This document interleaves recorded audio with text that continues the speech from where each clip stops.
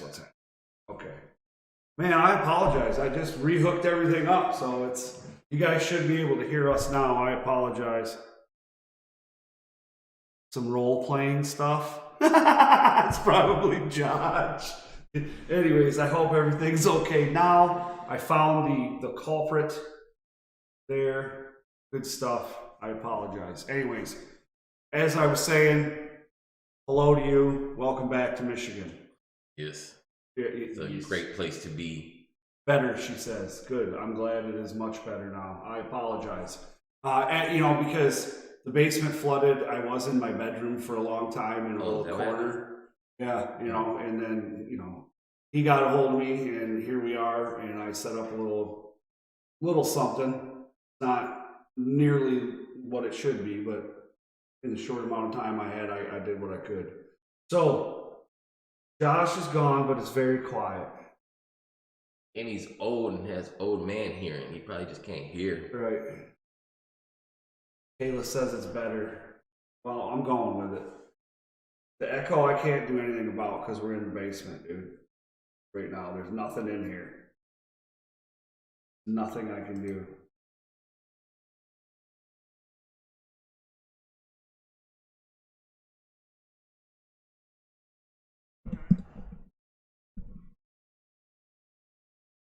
Maybe that'll be better. I don't know. But all right, so let's get to it, man. You wanted to stop by. First of all, let's talk about you. We all know from Michigan. Well, sorta, right? Sort of. Yeah. I mean, I might as well be from Michigan. I moved here when I was 5, but I was born in Chicago. But you know what I'm saying? I know Michigan a lot better. Good. So. Daniel, my name is Mark, fool. Yep, this is Mark Ross. That's why it's called Shooting the Shit with Mark Ross. Let's talk a little bit. You left Michigan and went down to Florida, and you did some work down there, right? I mean, you were down there for what, 2-3 years? Yeah, basically, I tried, bro. I tried really, really hard down in Florida to do something, but at the end of the day, people are gonna call it work, and because I did it, I'm supposed to be like grateful and appreciative of the opportunities. And bro, it sucked, bro. It was ass. You know what I'm saying? Like people don't like to hear that kind of stuff, but it was what it was. It was trash, bro. It was a horrible time to try to get somewhere. You know what I mean? Yeah. Like I get like. Before we get too deep into this, and you know what I'm saying, because I'm gonna say a whole bunch, I do understand and I clearly acknowledge that anything that happened over the last couple of years or at any point in time in my life happened because I made choices to make them happen. That being said, the things that happened around them and the stuff that still affected me still happened, and it sucked ass. So even if I chose to do something and the end result ended up sucking ass, I can accept the fact that it sucked. I can also talk about how much it sucked. So I need people to understand that. And I need people to understand that before we really talk about anything. So okay. So before we get too far into it, Kayla Edison says hello. Billy Ray, I think we're going to get to that in a minute. Captivity H says hello. That's Alan. He says hi. Alan Hart. Almost as bad as Uncle Chase. Captivity 8. Is that Alan Hart? Alan Hart, yes. That's a dope name for a cameraman. Yeah, they're good. He's a good guy. Jeremiah Goldmane's in the chat. The chat is officially golden. So, the question is, Connor says hello, Skyjacker. Why was it trash? Billy Ray Daniels wants to know. Man, so you guys, we get there's no guarantees. There's never no guarantees in this business.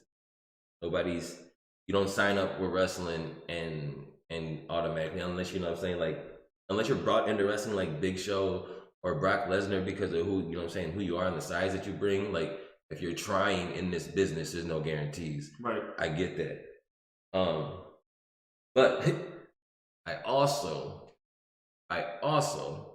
left Michigan because somebody asked me to move. Yeah, so in what happened was Billy Ray Daniels, me, Daniel, and Alex decided to try the Impact tryout in August of 2017. The problem with that was it was in Canada. I had felonies. I knew I had felonies, but I had some people tell me that, like, if you were going just right over, basically I had people tell me before the tryout that there might be a chance for me to get over. So we tried anyways, you know what I'm saying? And then we got to the border. They cleared. I didn't clear. And so I told them, go ahead, you know what I'm saying? Go, you guys do the thing. I'm not going to stop you and ask you to take me back. And I grabbed my bag and I walked back into America and just sat there until Rebecca actually came and picked me up a couple hours later. I went to an IHOP, you know what I'm saying? Yeah. But so I'm sitting there and I now I've got this extra money because I didn't do this tryout that I wanted to do. And Bundy convinced me to go to Evolve, you know what I'm saying? Because he had been doing it for a year. He had been just driving down there and he would tell me all these stories about how he would drive there and he would get in his gear and he would just sit there even when he wasn't used. And I, like, at the time, like, I thought it was dumb, and I, you know what I'm saying, now I think it's dumb again, but, you know, like, I'm like, okay, whatever, bro, you know what I'm saying? This Impact thing is not gonna work out. Let's go try this then. So go to the seminar. Seminar wasn't too bad. It was a long day. I was working midnights. I ended up aggravating Stokely because I fell asleep during his part of the seminar, where he like teaches about the social media stuff. Like, I didn't fall asleep, like I dozed off. But then Gabe comes up, and at the end of every seminar, he would give the same speech basically most of the time, no matter where we were or how many times it was. You know, thanks for coming out. He respected us for doing this because he couldn't do it, type bull, all this other kind of stuff. And then but the one thing that like really stuck out to me, because like, you know me, I'm a smart person. Yeah, absolutely. I know myself in the ring. I know what I bring to the game. I know all this stuff. But the thing that stuck out to me was he comes out with the whole, we're not looking for people who I have to go find. We're looking for people to come to us.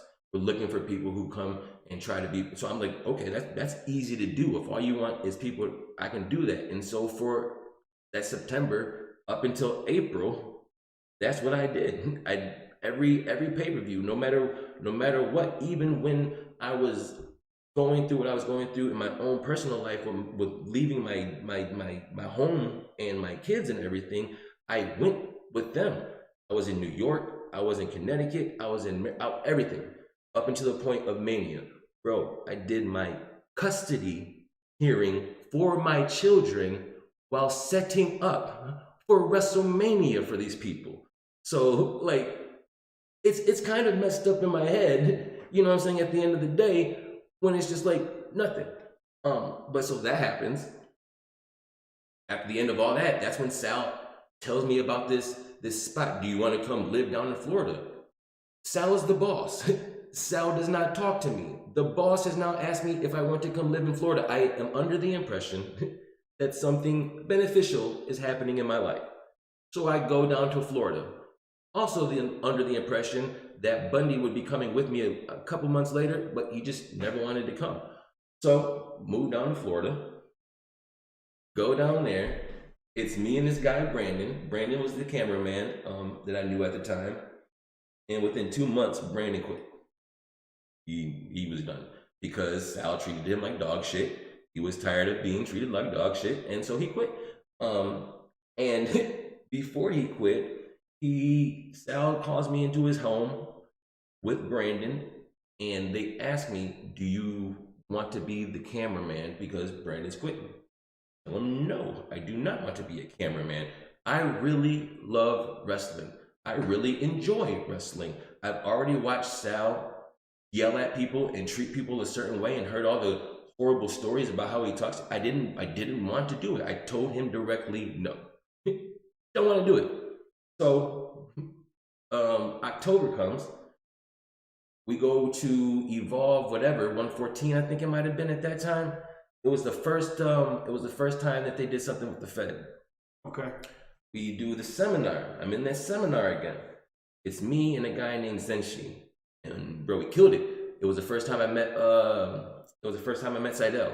Because Seidel was in the crowd, and like that was like the beginning of me even knowing anybody type thing. Because he pulled me aside And he's like, dude, you know what I'm saying? I loved it all type thing. He gave me great feedback. Gabe picks me for the show. I'm getting ready for the show. And then I'm told I'm not on the show because they don't have a cameraman and they need me to be the cameraman. I'm trying to be respectful for the business that I've been told things happen in.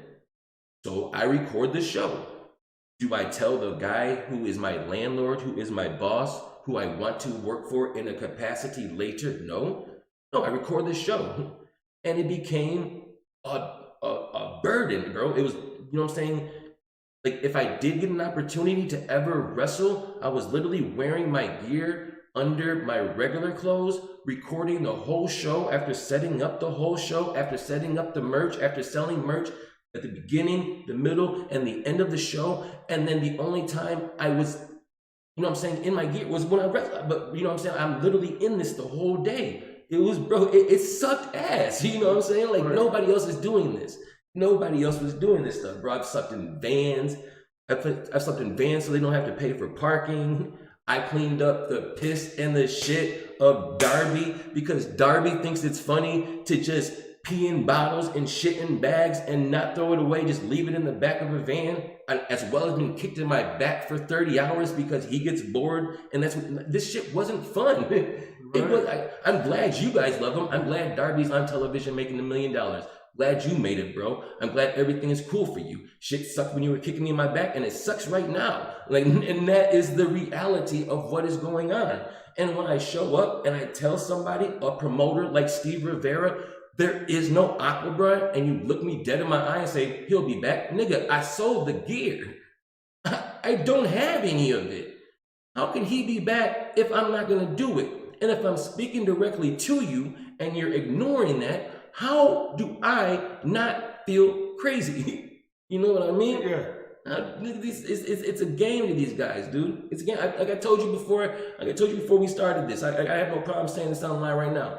When it comes down to being the tough guys, these guys don't actually want to do stuff. They treat us like garbage. They drag us through the dirt. And the moment I stand up for myself, it's like, bro, you should calm down. You should probably see some help. I was like, no, bro. No, you want to be tough? Let's be tough. I asked Steve to fight me. I told you, I asked Steve to fight me one-on-one. His response, and I can't post it online right now because Facebook banned me, but his response was, you better have a gun or a knife because I'm an OG. What does that mean?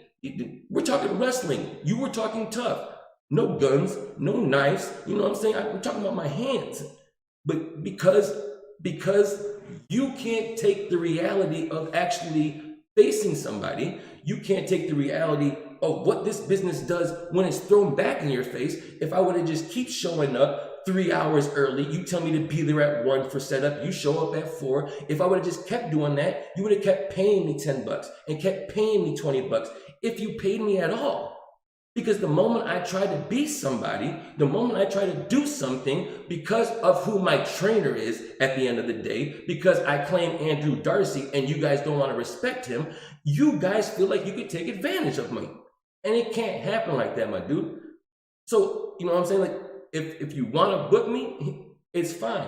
Dude, you know what I'm saying? I'm going to show you, Cody. You're the first person that's seen this besides my kids. This is why I don't take my damn hoodies off and my shirts off, bro. You're like, well, I don't want to show people my body, my man. Like, I went through some shit and you can't understand this. I gotta show you this shit. I don't want people asking, like, I look like a fucking connect the dot board right now, my nigga. And to you, it's more so about being the promoter. You think you're being professional. You think you're somebody to where I'm supposed to care that you can't listen to me and how I need to do business if we're going to do business together. That's why this business sucks ass. And then we don't even want to talk about like the next level of it. At the end of the day, I'm just trying to wrestle on Saturdays. I'm not even trying to be a pro no more. Like I told you, I enjoy stocking the shelves of Walmart. That shit gives me joy. Show up at 2, leave at 11. Break every 2 hours. They pay me every 2 weeks. Nothing ever happens bad. I got great health benefits. If I wanted to, I could take a leave right now for as long as I needed to for mental issues or whatever. They take care of me. That is perfectly fine with my life. It sounds a lot better than trying to get to the WWE and then a pandemic happening and then being dropped from the label and stuff like that because I'm not beneficial to them, but Pat McAfee is, and Rob Gronkowski is, and the Bad Bunny is, and Little Bow Wow probably will be. Fuck that shit. That's garbage. That sounds horrible. Like, wrestling sounds horrible. It's the only place you can do that. Like, you know what's called The Replacements, the movie with Keanu Reeves? Yes, yep, The Replacements, the football movie. What if that happened? What if that happened during the pandemic? What if during the pandemic the NFL was like, the players union was like, look at you guys, like, you can't promise our safety, we don't want to come back. And they were like, okay, well, we're going to keep running. We'll bring in scabs. You know what I'm saying? I get, you know what I'm saying, a spot on the Tampa Bay Bucks or something like that and take another grown man's whole payday that he worked his whole life for and then just claim it's always been my dream to be a football player. No, it's not. It's a fantasy because it's a good way to get paid and it sounds cool to be on television, but it's not real. You know what I'm saying? So if me saying something about it when you already know about it is a problem, then we need to discuss the real problem. like what are y'all talking about? We have to tell it how it is, Cap. We have to. Because nobody would tell it. That's a true story. I told Rebecca this earlier. I feel honestly that the only promoter that has ever shown me respect in this business truly from day one until this day is DBA. Because when I said I wanted to be a wrestler to him, when he found out who I was, it wasn't who is your trainer, it wasn't none of that garbage, it wasn't where are you from, it didn't matter. He said, I got a match with him, we wrestled the match, and afterwards he knew who I was. You know what I'm saying? And it's to the point where if I ask DBA if I can come, DBA might not even say, yeah, come. But if I don't show up, he'll be mad that I told him I wanted to come and then didn't show up. You know what I'm saying? Because because he gets the business, you know, and that's the biggest thing. These people all think that I'm doing this because like it don't even gotta be like the most money. I don't need to be your name. I don't want to hold a title. I just want to show up and know I'm getting paid. Because as of right now, all of these people know me to be their friend. They know me to be that guy that would show up and set up the ring all by himself. I've set up multiple rings all by myself. You know what I'm saying? I've set up rings while the people I'm wrestling are standing in the ring calling the match. And I'm still saying, if y'all don't help me, where are we going to wrestle at? What we going to do this at? Because we ain't got no ring crew. Ain't no WWE ring crew coming through and setting the... Nah, it's the show starts at 7. We at the stage. We there at 10 a.m. What are y'all doing? The quicker we do this, 40 men on the show.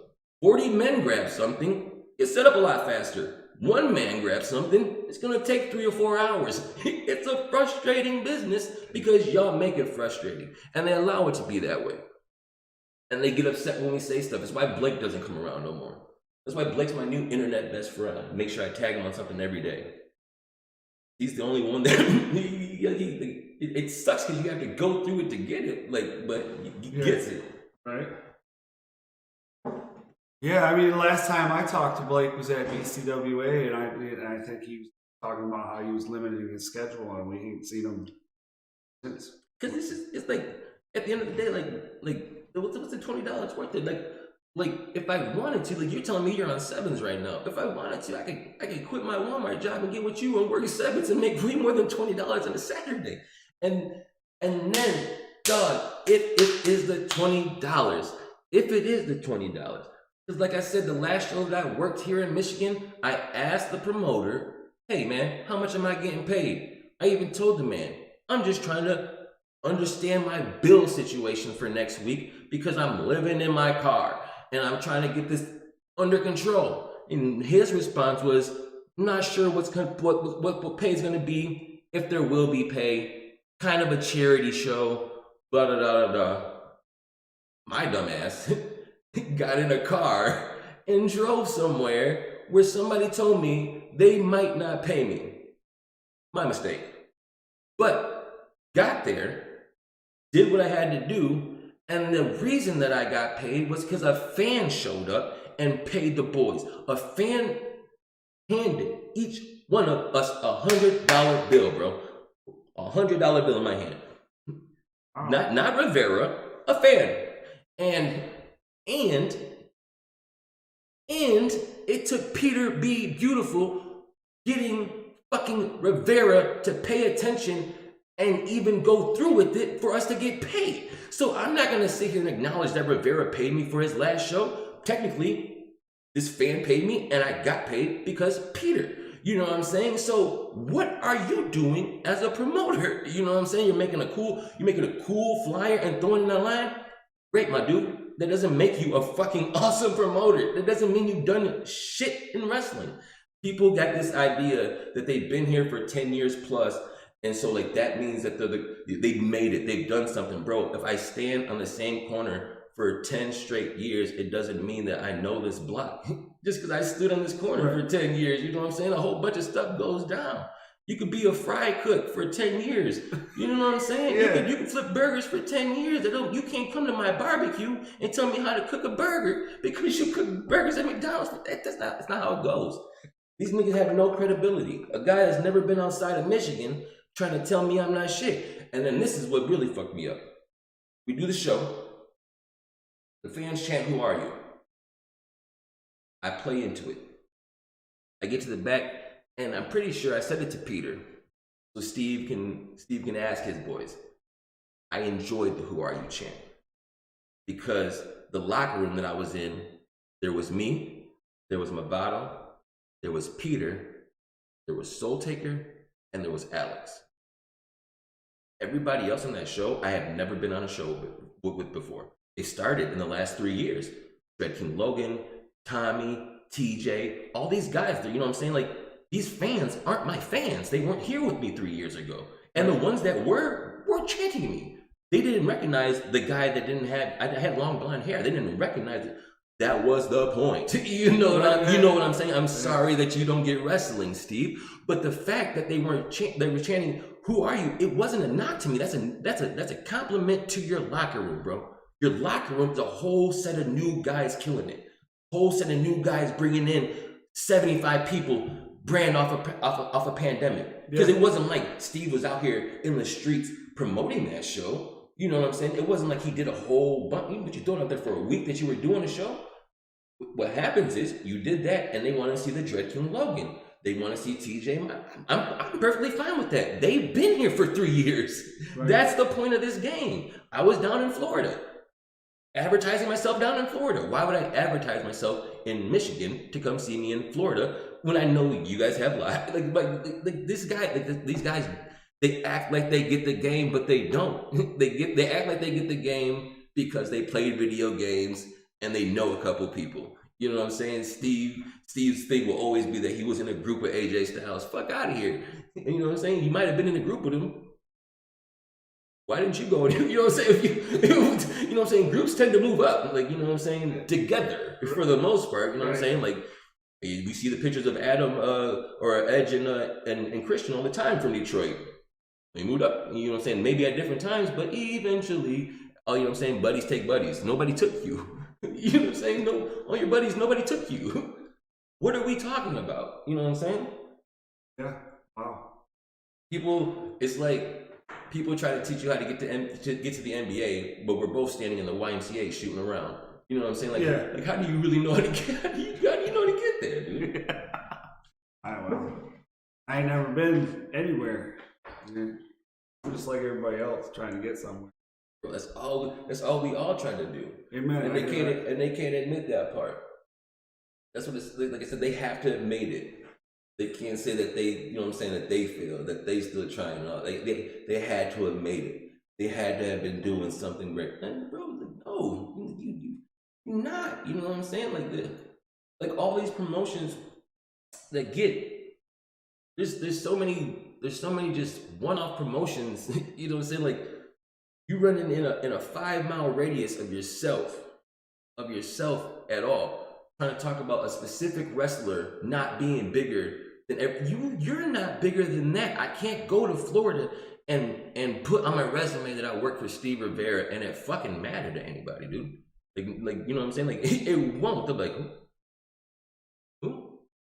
And then when I do tell them, they'll be like, huh? Hey, what are you talking about? You know what I'm saying? Like they don't know what a Steve Rivera is. So like it's like, dude, like wrestling in general. Florida is a different world. Shooting the ropes. That's Sean, I believe. Oh, is it? Yeah, no, bro. Oh, bro. Yeah, okay. So, and Sean can tell you that. And I'm glad Sean's here now because that was the whole point. So going into this, so like the reason why I had to, reason why I quit Evolve, I quit Evolve at beginning of 2020 as far as the job I actually had. But the reason I quit was I asked Gabe what it was I could do to get his attention. I had been there for 2.5 years now. I'm watching all these people get opportunities, and without responding to my question, he said, "Who would you take off my show to replace you?" And I'm just like, I'm like, what are you talking about? Like, why? I don't understand where this is going. Like, I'm asking you what I have to do to get on your show. You're the producer. I'm the worker. What do I got to do to get on your show? But I was like, I don't know what you mean. He goes, yeah. And he goes, I'll go through the whole list with you. And he just basically told me I wasn't better than anybody on his show. So I was like, okay. And then he told me that his favorite wrestler was AR Fox. So he looks for people who can go on that kind of level and then goes down from there, which I was like, okay. And then he told me, to be honest, I've seen your stuff and I think you're nothing special.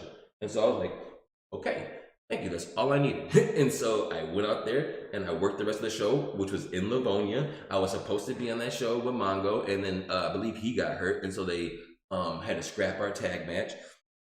And yeah, so I ended up working. That was the day that I decided I was going to quit because if I was nothing special, then what you know what I'm saying? What's the point of me? What's the point of me being here? Right. So I quit. A month later, Shaw can tell you this.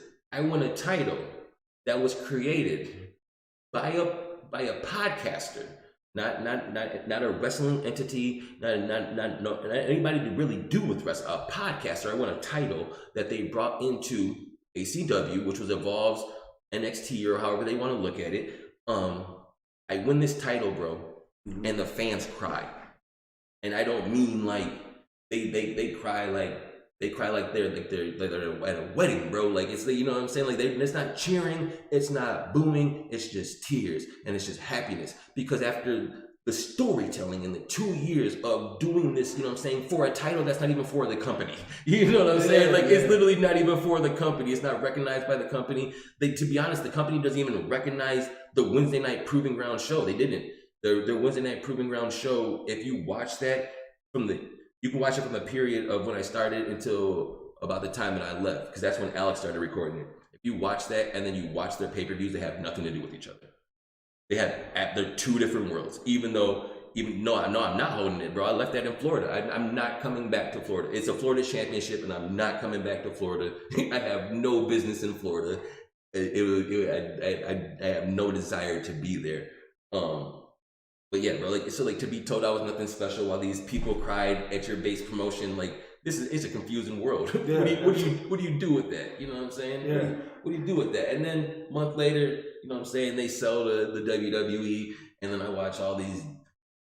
Pretty sure your kids are home now, so I watch all these other people go and get contracts and, you know what I'm saying, be employed and whatnot. Like what? Why would I not be upset after 3 years of setting up the ring, bro, changing the tires on the truck every month because Sal refused to buy a new trailer or new car? Like, bro, it just sucked, bro. It sucks. It absolutely sucks. I wouldn't do it again. I completely regret it. Oh, damn. You should still hold it. Mark is a damn good wrestler, and Dave and I want to see him wrestle more. Yeah. There's like 18 people watching this right now. You got some shit to say. Well, so you're back. Yeah. What are you going to do now? I don't know, man, because like the original plan, and there was no offense to DBA or anybody else, but the original plan was just to work. Like strictly kind of like for Rivera with the Walmart the way I have Walmart set up, you know, the way my bank account is set up. But the way Walmart is, I don't work Fridays and Saturdays, and so like it just makes it easier to not have to take it off for a booking. Rivera usually runs on Fridays, so I was going to be working for him, but then, like I said, he needs to see me naked, otherwise I can't wrestle, because my hoodie is, you know what I'm saying, it's so not aqua, bro. You know, this, like I said, these guys, he had such a problem with my hoodie and my jeans, but would book John Moxley, who wears a beater and some jeans, would book LAX, who comes out in some jeans, would book Conan, who wrestled in jeans, would book Rey Mysterio, who at one point in time wrestled in jean overalls. You know what I'm saying? You know what I'm saying? Like these guys are, and no mask. Yeah, bro. Like these guys are jokes. You know what I'm saying? Like I'm not what you wanted to be. And at the end of the day, if I show up, Steve, and you've got the gear, and you're willing to pay me, and you're willing to be a creator and a promoter, that's one thing, my dude. But to show up, to tell me how to show up and do something like that when I'm offering you a package, you either tell me no to the package or you say yes to the package. But you don't say, can you do something else in it? No, that, especially when I'm telling you it's not available, especially when it's that. So as of right now, the only people that really have been like rocking with me, holding me down are Peter and Schwartzy. So I am looking at trying to get to Flophouse, at least while they're in Indiana. I won't be trying to shoot for the Florida deal. And then Total Chaos. Like I didn't get to do the match against Chase because they're living in my car, so my staph infection came back last week. But been on the antibiotics and everything, and the creams and all that stuff went away and whatnot. But life is life, bro. It sucks so bad. People don't like hearing that life sucks. They really don't. Like I said, and that's why I've been sharing the stuff that I see about Swerve. Because literally everything I've been saying, everything that I've been feeling. Like, people are like, man, you should get checked out. Man, you're in a really deep, dark place. Man. And then he says it on television, kicks Leon while he's upside down, really like, swerve, because they don't have to deal with it. You know what I'm saying? When it's fake, when it's not real, we love the stuff that's not real. Why we love zombie movies. Why we love horror films. It's like, because we don't, at the end of it, we can turn it off and just go somewhere else. But when it's real, it's like, dude, no, you should get some help. No, you should get some help. If you can't understand me, you should get some help. Isn't that right? Like if I was teaching you, if I was teaching you basketball and I brought you a baseball bat and a football, would you learn how to play basketball?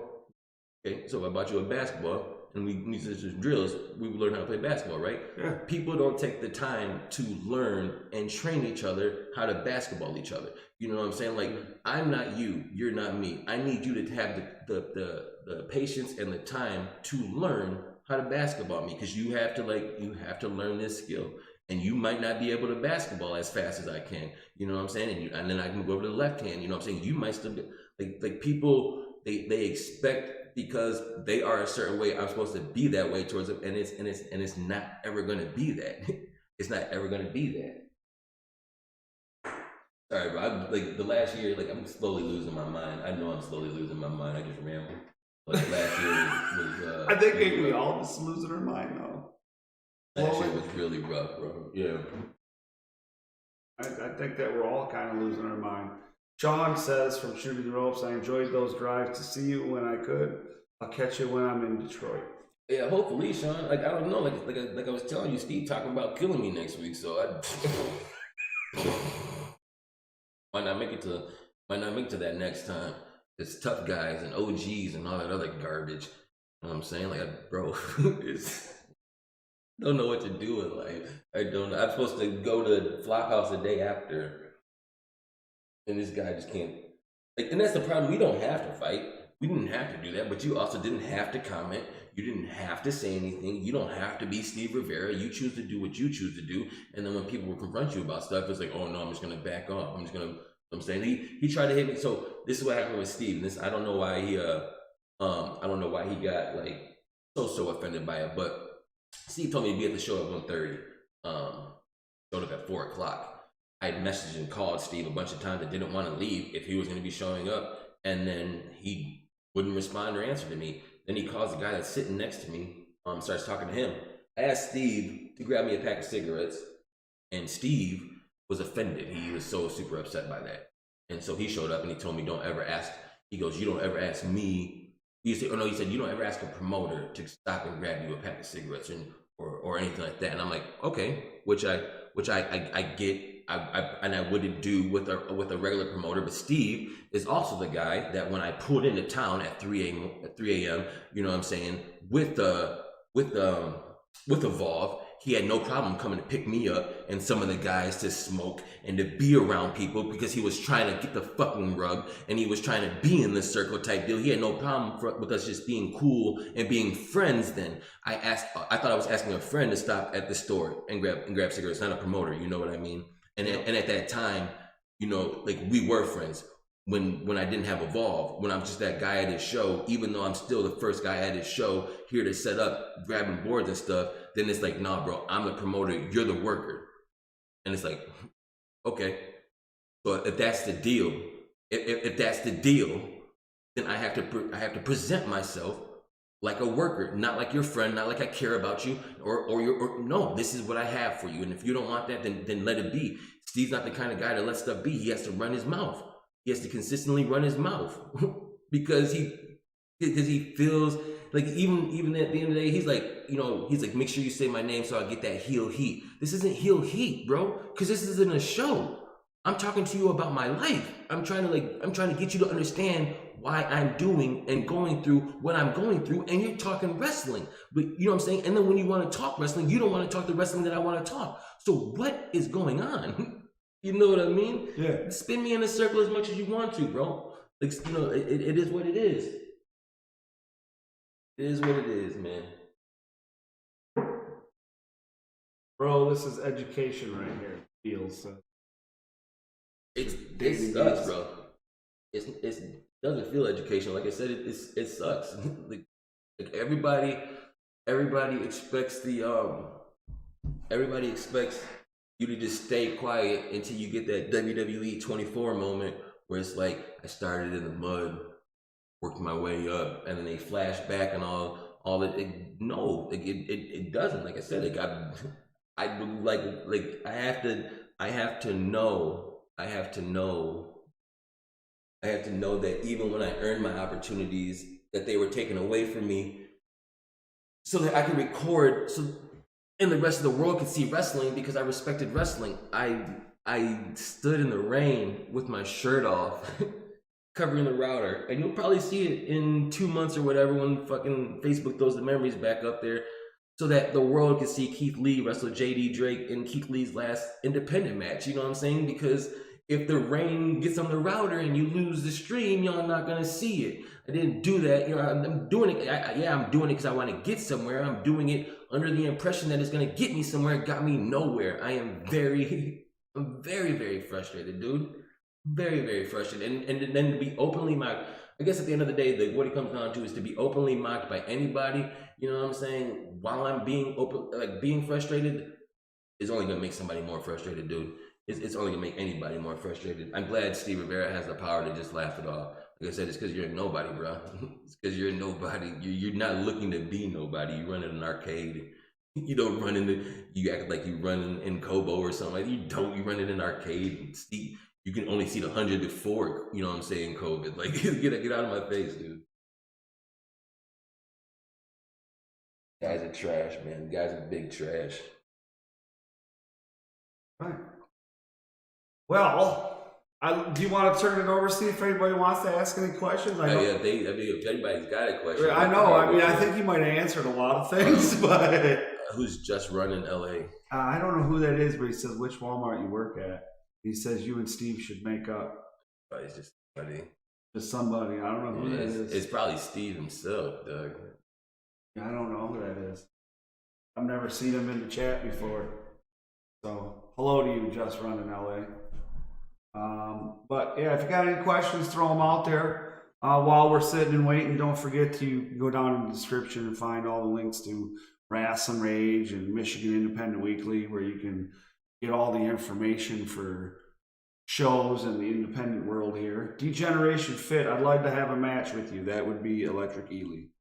Oh yeah, bro, I just whatever promotion I'm saying, like I don't know the promotions that are like working outside of XICW. I just don't know who runs them. So like can't contact somebody I don't know, and most people don't like let me get in their car because I smoke. So, but I'll wrestle you whenever.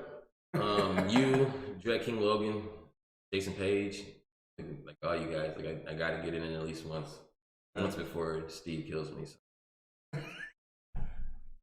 Let's see here. What do we got here?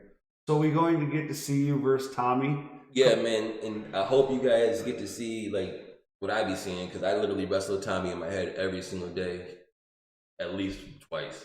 Like the guy, he's a different breed of wrestler, man. Bro, he's a monster. Dude. Yeah, Tommy's. I always say he turns it up to 15. You know the Spinal Tap. Yeah. 11. This one's got 11. There's Tommy Vendetta 15. Yeah, he's got his own dial. Look in his eye, dude. I just gotta get punched. I gotta get punched by that guy. That's a different. Wrestlers have a different way of thinking when it comes to that, right? Like instead of thinking about, oh, I want to beat that guy. No, I really want to. Bro, like you know what the saddest thing about my life is I wake up every day just realizing that the thing I do the best in the world is get punched and kicked in the face. So like it's to the point where you don't even gotta be a wrestler. You know what I'm saying? It could just be the right situation, the right moment in time. Might just envision wrestling you type deal because like it's literally what I enjoy. Like that's the other thing about people telling me to get help. You know what I'm saying? Like I'm chasing a career where you like me based off the drama, I get the storylines, all that kind of garbage, but like you like me based off of how well I get punched and kicked in my face and stand back up, and then judge me based off how I act outside of the ring. You know what I'm saying? But like you wouldn't like me if I wasn't getting punched and kicked in the face. You know what I'm saying? Ain't nobody coming to Walmart to talk to me while I'm stocking the shelves, and like I don't need them to do that type deal. But like the reason you like me is because I abuse myself. I abuse myself all the time. And then the moment I say something, I act a little bit different. It's like, I don't get it. Because life is, dog. Like, there's nothing to, you know what I'm saying? You can't get it. There's nothing to get. Like, it's not supposed, like, I don't get it. Like, why would John Bones Jones, he's my guy. He's always, it's not a gimmick, bro. It's not a gimmick, Connor. This is literally me. I've lost so much. But John Bone Jones, people will argue all day that he's the greatest fighter ever. Yeah. He has to train his mind to look at a man and destroy that man. Yeah. He has to train his body to be able to protect himself from destroying another man or being destroyed by another man. They say he's the greatest. They make him this image and this god, and they get upset because he does coke in his free time. Like, what would he do to relax? You know what I'm saying? Like, he's not you. He doesn't have a regular job. He doesn't have a regular body. He doesn't have a regular mindset. He doesn't have a regular life. He doesn't get to think like you. He doesn't get to be like you, because the moment that he does that, he's not John Bones Jones no more. He's you. You know what I'm saying? The reason that he is him is because he has to think, do, and be what he does all of the time. So when he chooses to relax in the way he does because he needs to relax the way, that's nobody's business. You know what I'm saying? Yeah. It's nobody's business. But they'll end up taking belts from him. You know what I'm saying? He'll get suspended for it. Right. People will throw dirt on his name. It's just, it's crazy, bro. It's crazy what they expect of people who abuse themselves. Like I said, I'm pretty sure you commented or liked the comment when I posted that video of Bam Margera. Yep. And somebody tried to say that it was sad to see he was like ignoring people's help and all that. And I was like, bro, like no, it's literally not sad to see that. It should be expected. We only watched Bam Margera skateboard and fall down. We only watched Bam Margera destroy his uncle. We only watched Bam Margera and his friends literally destroy themselves on a constant basis to ask this man now to just be normal and just feel normal and especially in that moment, like what was happening was they weren't even letting him in the fourth movie. You know what I'm saying? So like he's literally getting his whole life taken away. It's just like you can't tell somebody to be normal when the only reason you like them is because they do unnormal things. It's not the same. It just doesn't work like that. Yeah, understand. Yeah, dude. So hey out there, Brain Jerk, how you guys doing? These guys are good. They're out of they're Southern Michigan. They do a podcast down there. I think you'd like those guys. Probably the whoop whoop. No, I probably like them. Yeah, they're cool dudes. Like Jeff introduced me to ICP, and literally every single person I've met. No more of that loud ass fan. No more though.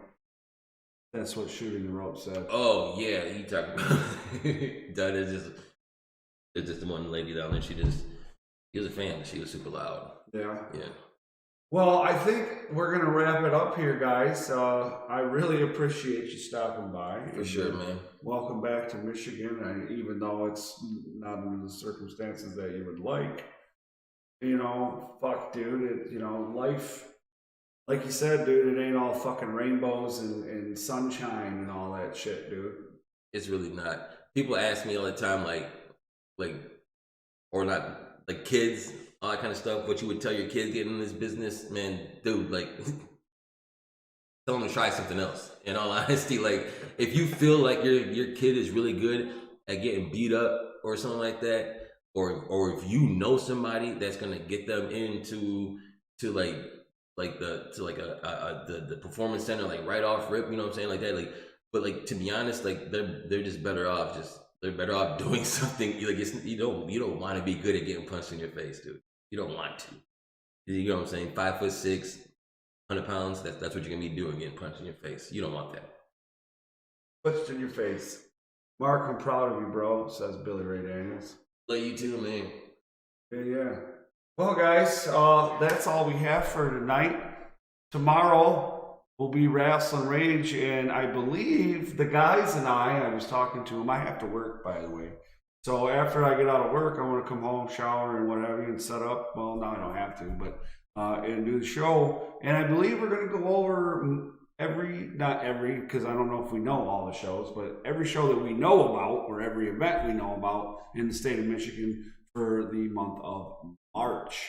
And of course, we don't have any events coming up this weekend, but we do the weekend of the 5th, the 5th, 6th, and 7th or something. Yeah, we got 3 shows coming, 3 events.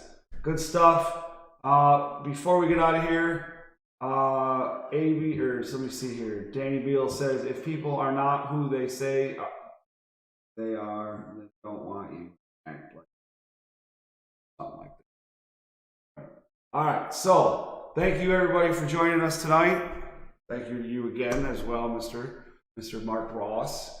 And man, dude, that was rough. That was raw, dude. Not rough, raw. Fucking raw, dude. That was like, holy shit. All right, guys, have a good night. Please make sure you smash the thumbs up, share this out, do all that good stuff. My name's Cody. This is Mark Ross. This is Rasslin Rage.